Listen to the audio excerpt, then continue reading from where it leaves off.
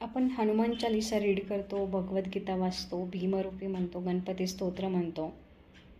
पण कधीतरी आपण हा विचार करतो का, की आपण बऱ्याचदा या सगळ्या गोष्टी करतो तर काहीतरी मनामध्ये अपेक्षा ठेवूनच करतो, की देवाने माझं रक्षण केलं पाहिजे, देवाने माझी इच्छा पूर्ण केली पाहिजे, देवाने मी जे काही मागतोय त्याची पूर्तता केली पाहिजे. कधीतरी फक्त देवासाठीच देवाचं करतो का, हा प्रश्न आपण स्वतःला एकदा तरी विचारला पाहिजे. कधीतरी निस्वार्थ भावनेने आपण परमेश्वराला आवाज देतो का, हाही प्रश्न एकदा स्वतःला विचारला पाहिजे. कधीतरी फक्त देवासमोर बसून देवाला शोधत असतो का, हेही आपण स्वतःला विचारलं पाहिजे. आणि कधीतरी असं वाटतं का, की मी आणि देव वेगळा नाही, आम्ही एकच आहोत.